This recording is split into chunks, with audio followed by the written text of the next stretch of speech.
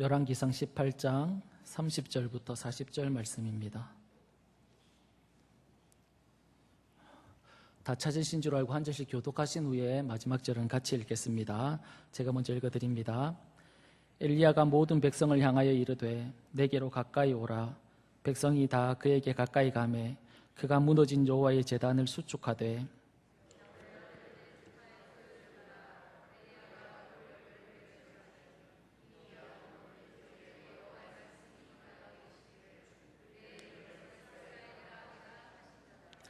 그가 여호와의 이름을 의지하여 그 돌로 제단을 쌓고 제단을 돌아가며 곡식 종자 두 세알을 둘 만한 도랑을 만들고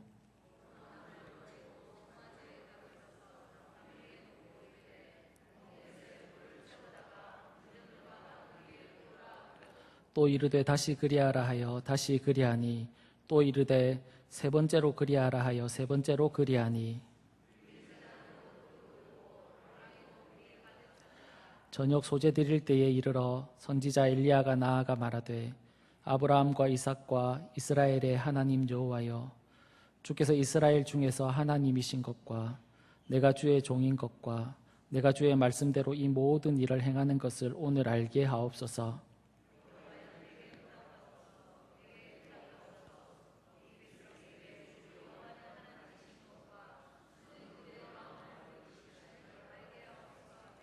이에 여호와의 불이 내려서 번제물과 나무와 돌과 흙을 태우고 또 도랑에 물을 핥은지라.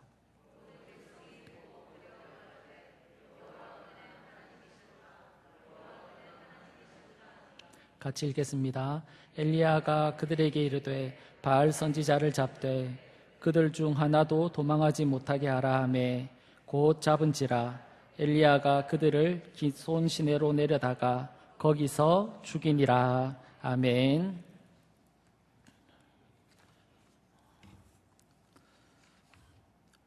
오늘은 우리가 방금 읽은 말씀을 가지고 여호와 그는 하나님이시로다 라는 제목으로 말씀을 나누도록 하겠습니다. 전에 한번 예화로 드렸던 이야기인 것 같습니다. 영국의 한 도시에 교회 옆에 술집을 이렇게 새로 이렇게 오픈했습니다. 예배 시간마다 술집에서 떠드는 소리와 그리고 또 음악 소리, 술에 취해서 싸우는 소리, 그런 소리들이 교회 안으로 흘러 들어왔습니다. 그러니까 예배가 너무 방해를 받게 되어서 이렇게 가만히 있으면 안 되겠다라고 그렇게 생각을 하고는 교회에서 특별 기도를 시작했습니다. 기도의 주 내용은 옆집 술집이 망하게 해달라는 기도였습니다. 저녁마다 성도들이 나와서 하나님 옆집 술집을 망하게 해달라고 그렇게 기도를 드렸습니다. 그런데 정말 며칠 뒤에 술집에 화재가 났습니다. 그래서 술집이 망하게 되었습니다. 그러자 술집 주인이 교회를 상대로 소송을 걸었습니다. 교회에서 술집이 없어지게 해달라고, 교회를 망하게 해달라고 그들이 계속 하나님 앞에 기도해서 우리 집이 망하게 되었다라고 그렇게 이야기를 한 겁니다. 그러자 교회에서는 이렇게 얘기했습니다. 우리가 설마 기도한다고 이 술집에 불이 나서 망했겠냐고 그렇게 이렇게 막 서로 간에 싸움이 일어났습니다. 그런 모습을 이렇게 보고 있던 경찰이 결론을 내렸습니다. 술집 주인은 기도의 힘을 믿는다. 그러나 교회는 믿지 않는다. 그렇게 결론을 내렸습니다. 사랑하는 여러분, 우리가 믿는 하나님은 살아계신 분입니다. 그리고 또 우리의 기도에 반드시 응답하는 분이라는 사실을 다들 믿으시지요? 네, 그렇습니다. 우리의 기도에 응답하십니다. 오늘도 이 밤에 우리가 하나님 앞에 기도할 때, 우리가 하나님을 찾으면서 나아갈 때 반드시 응답하실 겁니다. 저는 개인적으로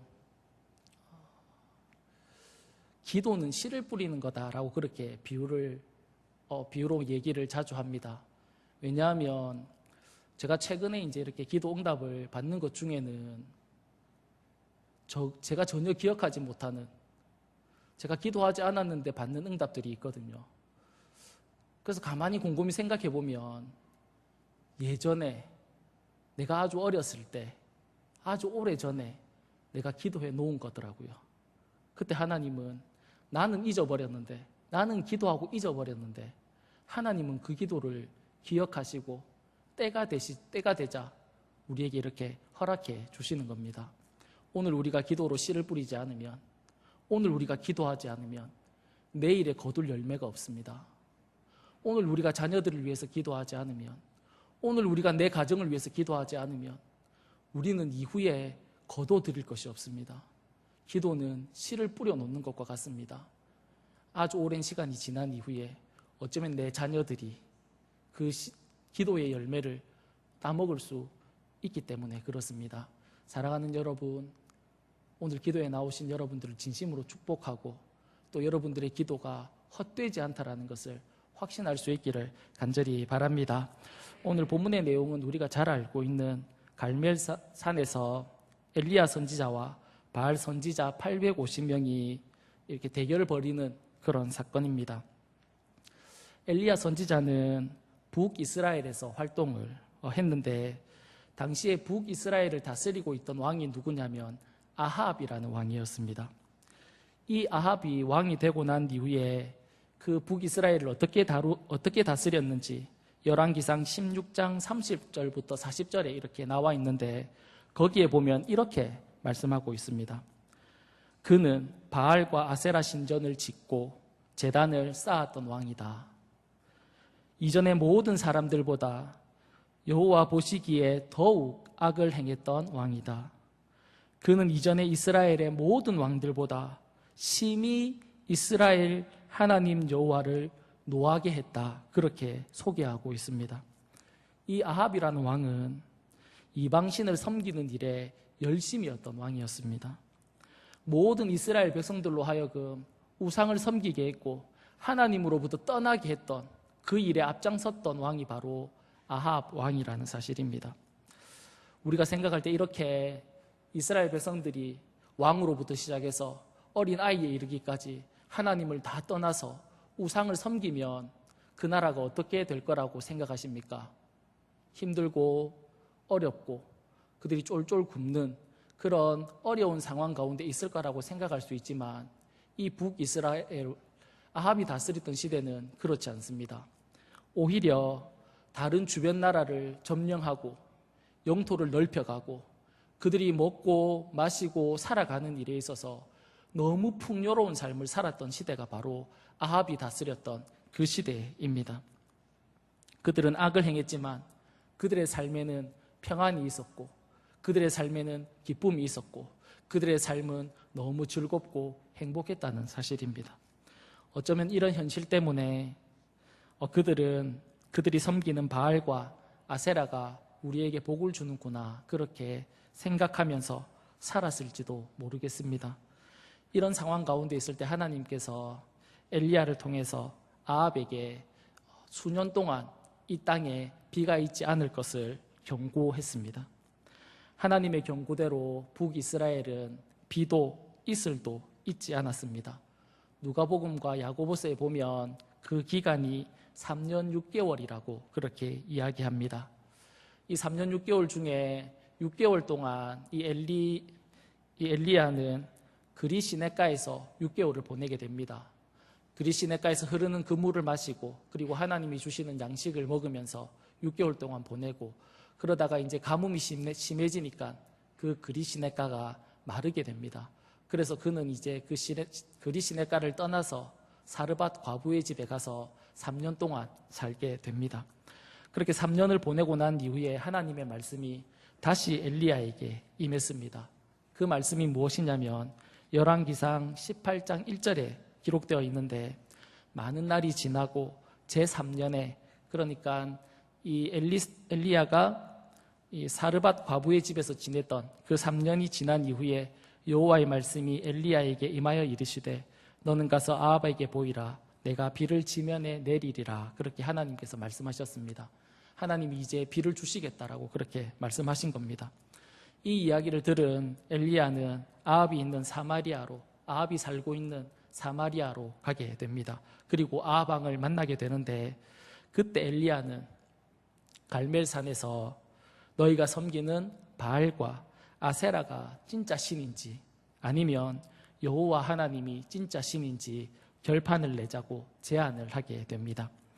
그래서 바알과 아세라를 섬기는 850명의 선지자와 엘리야 선지자가 대결을 이렇게 하게 되는데, 제단을 쌓아놓고 불로 응답하는 그 신이 진짜 신이라는 그 대결이 벌어지게 됩니다. 그래서 바알과 아세라를 섬기는 그 제사장들이, 그 선지자들이 먼저 제사를 지내지만 아무런 그런 일도 일어나지 않습니다. 이후에 엘리야가 하나님 앞에 제사를 드리게 되는데, 제사를 지내기 전에 가장 먼저 무엇을 했냐면, 오늘 본문 30절에 보면 엘리야가 모든 백성을 향하여 이르되 내게로 가까이 오라. 백성이 다 그에게 가까이 가매 그가 무너진 여호와의 제단을 수축했다. 그렇게 말씀합니다. 엘리야는 이스라엘 백성들로 하여금 하나님의 제단, 그 앞으로 다 가까이 오게 했습니다. 그 제단이 어떻게 되어 있었습니까? 무너져 있었습니다. 그 무너진 제단을 이스라엘 백성들로 하여금 보게 한 거지요. 하나님을 섬기던 곳, 하나님 앞에 제사하던 곳이 다 무너져서 엉망이 되어버린 그 제단을 이스라엘 백성들에게 보게 한 것입니다. 마치 우리가 공포 영화나 TV를 이렇게 보다 보면 산속에 이렇게 버려진 그런 집을 우리가 볼 때가 있지 않습니까? 사람이 살고 있지 않고 버려졌기 때문에 문은 부서졌고 거미줄도 쳐져 있고 풀과 나무가 이렇게 뒤엉켜서 엉망이 되어버린 그 산속에 버려진 집을 보신 적이 있을 겁니다. 지금 하나님 앞에 제사 드리는 그곳이, 그 제단이 그렇게 버려진 집처럼 그런 모습을 가지고 있었다라는 겁니다. 하나님 앞에 제사 드리는 그 제단이 그런 상태였다라는 것을 엘리야는 백성들에게 보여주었습니다. 그리고는 그 제단을 고치기 시작합니다. 엘리야는 가장 먼저 무너진 제단을 그들에게 보여주고, 그리고 그 제단을 수축하고 있습니다. 그리고 물을 떠서 그 제단에 붓게 했습니다. 그리고는 기도할 때 하나님께서 불로 응답해 주셨는데, 오늘은 이 제단을 수축하는 부분에 대해서 여러분들과 말씀을 나누려고 합니다. 사랑하는 여러분, 하나님을 떠난 이스라엘 백성들, 바알과 아세라를 섬기는 그들이 하나님께로 돌아가는 방법은 먼저 무너진 제단을 보는 겁니다. 가장 먼저 무너진 제단을 보는 것부터 시작입니다. 그리고 그 무너진 제단을 수축하는 것부터 시작됩니다. 무너진 제단을 보고 그리고 수축한다라는 것은 무엇을 의미할까요? 다윗은 하나님을 참 사랑했던 인물입니다. 하나님을 위해서는 무엇이든지, 자신이 할 수 있는 것은 무엇이든지 그 하나님께 해드리고 싶었던 사람이 바로 다윗이었습니다. 그런 다윗이 한순간에 자신의 욕심과 자기의 욕망에 사로잡혀서 충성스러운 신하였던 우리아를 전쟁에서 죽이게 하고, 그리고 그의 아내를 빼앗는 그런 악을 그가 행하게 됩니다. 자신의 이런 악한 행동을 깨닫고 난 이후에 그는 하나님 앞에 고백하는 시가 시편 51편에 나오는데, 거기서 보면 17절에 이렇게 고백하고 있습니다. 하나님께서 구하는 제사는 상한 심령이라. 하나님이여 상하고 통회하는 마음을 주께서 멸시하지 아니하시리이다. 이 말을 쉽게 표현하면 이렇습니다. 하나님, 지금 내 마음이 너무 상했습니다. 하나님, 지금 내 마음이 너무 깨어져 버렸습니다. 하나님, 내 마음이 너무 찢어질 듯이 너무 아픕니다. 하나님 앞에 다윗이 그렇게 고백하고 있는 겁니다. 다윗의 마음이 왜 아픕니까? 다윗의 마음이 왜 찢어질 듯이 그렇게 고통스럽습니까? 다윗은 하나님을 사랑하는 그 마음이 여전히 그에게 있었습니다. 하나님의 말씀을 따라 순종하고 싶은 마음이 다윗에게 여전히 그런 열망이 있었습니다. 사랑하고 싶고 하나님의 그 말씀을 순종하면서 살아가고 싶은 그 열심이 다윗에게 있는데, 그렇게 살지 못한 자신의 모습을 보면서 너무 속상한 겁니다. 너무 답답한 겁니다. 그래서 하나님 앞에 나와서 이렇게 고백합니다. 하나님, 너무 속상합니다. 하나님, 내 마음이 너무 아픕니다. 하나님, 내 마음이 너무 깨어질 듯이 그렇게 고통스럽습니다. 하나님 앞에 그렇게 고백하고 있는 겁니다. 무너진 제단을 보고 그 제단을 수축한다라는 것은 다윗과 같이 자신의 잘못을 보고 그 잘못으로 인해서 속상하고 답답한 그 마음을 가진다라는 겁니다. 이것이 무너진 제단을 보고 수축한다라는 것입니다. 베드로는 예수님에게 나는 결코 주님을 부인하지 않을 것입니다. 나는 결코 주님을 떠나지 않을 것입니다. 그렇게 호언장담했습니다. 그러나 예수님이 그런 베드로에게 무엇이라고 말씀했습니까?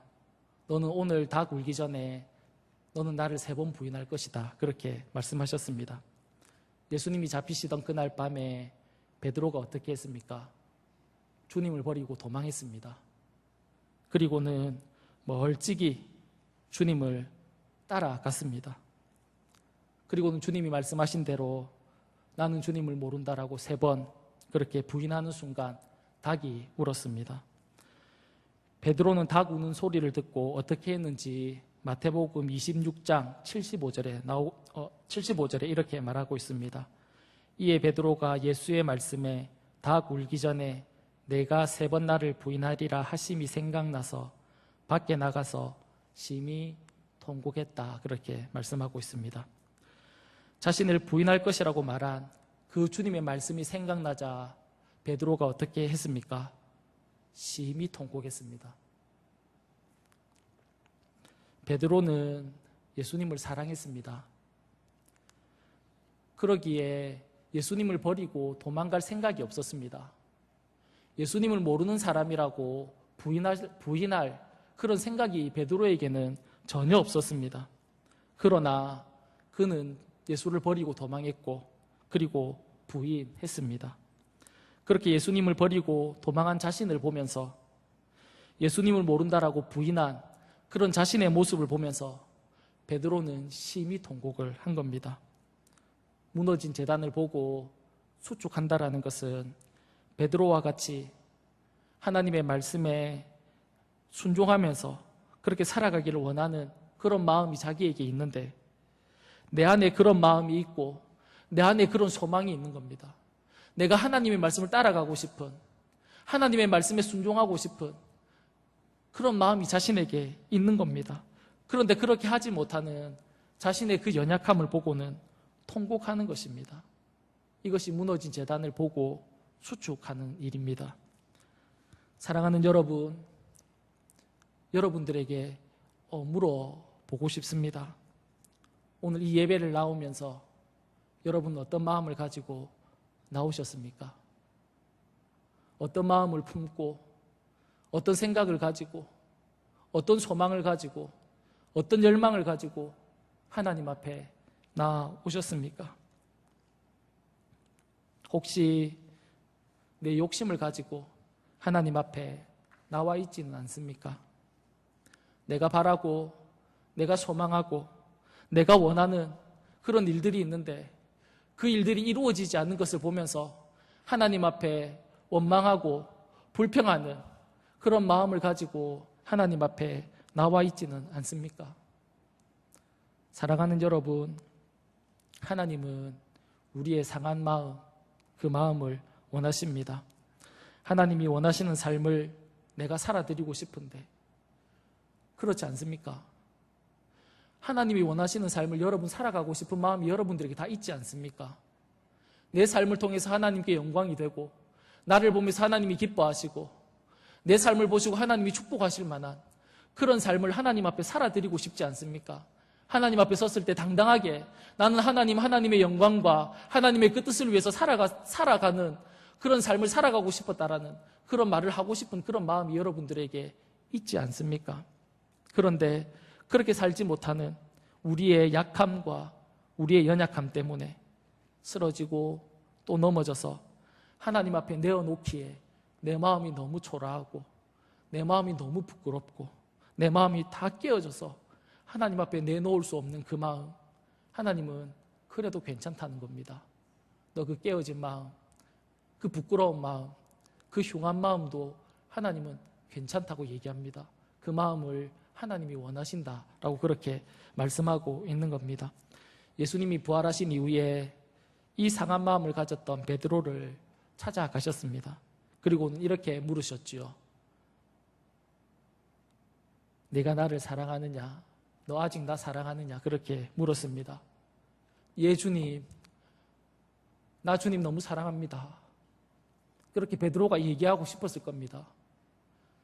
왜냐하면 베드로의 마음에는 하나님을 사랑하는 마음이 있었기 때문에 그렇습니다. 그런데 베드로는 주님 당신을 사랑합니다라고 대답하지 못합니다. 왜 대답하지 못합니까? 주님을 버리고 도망갔거든요. 나 주님 모른다라고 3번 주님을 부인했거든요. 그 과거가 있거든요. 그러니까 주님 나 당신을 사랑합니다라고 얘기하고 싶지만 그 일 때문에 자신이 잘못한 것 때문에 주님 앞에 사랑한다라고 대답하지 못했습니다. 내가 어떻게 주님을 사랑한다라고 얘기할 수 있지? 내가 어떻게 그렇게 대답할 수 있을까? 그런 마음을 가지고 주님 앞에 사랑한다라고 대답을 하지 못했습니다. 베드로가 사랑하는 거 주님이 몰랐을까요? 주님이 알고 계셨습니다. 그런 주님은 그 베드로의 그 상한 마음을 받아 주신 거지요. 다윗과 베드로뿐이겠습니까? 사복음서에 보면 마음이 상해서 고통을 가지고 있는 그들이 주님 앞에 나아갈 때 주님은 단 한 번도 외면하신 적이 없습니다. 자신의 욕망과 만족에 사로잡혀서 자신의 만족을 추구하기 위해서 남자를 5번이나 바꾸었던, 남편을 5번이나 바꾸었던 그 여인, 사람들로부터 비난받고 손가락질 받고 그래서 사람들의 시선을 피했던 그 여인을 주님은 외면하지 않았습니다. 만나 주셨지요. 간음하다가 현장에 잡힌 여인도 마찬가지입니다. 주님은 그 여인을 용납하셨습니다. 십자가에 주님께서 달리실 때 주님과 같이 달렸던 그 강도, 평생을 나쁜 짓만 하며 살고 악하게 살았던 그 강도도 주님 앞에 자신의 상한 마음을 드리자 주님께서 용납해 주셨습니다. 다 용서하시고 다 받아 주셨습니다. 사랑하는 여러분, 하나님은 하나님의 그 말씀에 순종하면서 살아가는 자를 기뻐하십니다. 우리가 하나님의 명령에 순종하면서 살아간다면 하나님이 얼마나 기뻐하실까요? 하나님이 정말 기뻐하실 겁니다. 그러나 혹 우리가 그렇게 살지 못한다 할지라도 우리가 넘어지고 또 넘어지고 육신을 쫓아 살아가고 세상을 쫓아 살아가고 내 욕심을 쫓아 살아가고 내 욕심을 추구하고 하나님과 반대로 가는 그런 삶을 우리가 살아가는 그런 연약함을 우리가 가지고 있다 할지라도 하나님 내 모습이 이렇습니다. 하나님 내 모습이 너무 부끄럽습니다. 하나님 내 모습이 너무 연약합니다. 하나님 내 모습을 하나님 앞에 드리기에 너무 초라합니다. 그런 마음을 가지고 하나님 앞에 드리면 하나님은 오늘도 우리의 모습이 초라하고 흉할지라도 그 상한 마음을 받아 주시는 줄 믿습니다. 그 상한 마음을 오늘 하나님 앞에 드리면, 오늘 이 시간 우리가 드리면 그 마음을 하나님이 받아 주십니다. 오늘 이 예배가 우리의 이 상한 마음을 하나님 앞에 드리는 그런 귀한 예배가 될 수 있기를 간절히 축복합니다. 한 가지만 더 생각해 보려고 합니다. 열왕기상 18장 1절에 보면 하나님은 이미 엘리야에게 내가 비를 줄 거라고 그렇게 말씀하셨습니다. 이것을 아합에게 가서 말을 하면 됩니다. 하나님께서 비를 주신다라고 합니다. 하나님께서 비를 주십니다. 그리고 비가 내리면 하나님이 주셨구나라는 것을 알 수 있습니다. 그런데 엘리야는 아합에게 가서 하나님이 비를 주실 거라고 바로 이야기하지 않습니다. 바알과 아세라 선지자들과 대결을 요청합니다. 그 이후에 엘리야는 이 아합 왕에게 비가 있을 겁니다라고 그렇게 이야기를 했습니다. 왜 엘리야는 우상을 섬기는 선지자들과 대결을 한 이후에 하나님의 말씀하신 그 비 소식을 전했을까요? 그것은 이 대결을 통해서 누가 진정한 신인지 아합을 포함해서 모든 이스라엘 백성들에게 보여주기 위해서입니다. 오늘 본문 39절 말씀입니다. 모든 백성이 보고 엎드려 말하되 여호와 그는 하나님이시로다. 여호와 그는 하나님이시로다 라고 그렇게 고백하는 것을 볼 수 있는데, 이 고백, 여호와 그는 하나님이시로다, 이 고백을 하나님이 이스라엘 백성들을 통해서 너무 듣고 싶은 고백이었던 겁니다. 너무 평범한 고백이지요. 여호와 그는 하나님이십니다. 여호와 그는 하나님이십니다. 이 평범한 고백을 하나님은 이스라엘 백성들로부터 너무 듣고 싶었습니다. 왜냐하면 북이스라엘에는 선한 왕이 단 한 왕도 없습니다. 하나님을 따르고 하나님의 말씀 앞에 순종했던 왕이 북쪽에는 단 한 명의 왕도 없었습니다. 모두가 다 하나님 보시기에 악한 왕이었는데, 여로보암이 다스렸던 22년, 나답이 다스렸던 2년, 바하사가 다스렸던 24년, 엘라 왕이 다스렸던 2년, 시므리가 다스렸던 7일, 옴므리 왕이 다스렸던 12년, 아합 왕이 다스렸던 22년, 이 오랜 시간 동안 이스라엘 백성들은 여호와 하나님을 부르지 않았습니다. 여호와 하나님을 인정하지도 않았습니다. 여호와 하나님을 믿지도 않았습니다. 그 하나님을 섬기지도 않았습니다.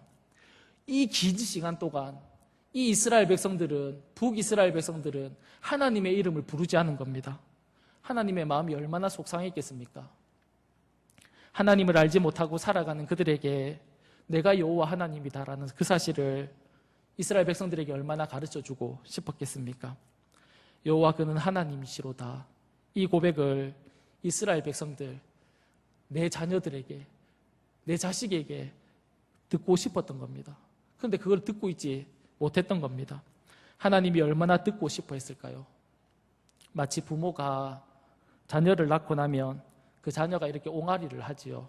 그러다가 엄마, 아빠라는 그런 단어를 이야기합니다. 그 단어를 들을 때 기분이 어떻습니까? 저는 아직 결혼을 안 해서 자녀가 없어서 제가 그 감정을 잘 모릅니다. 그러나 여러분들은 아시지요.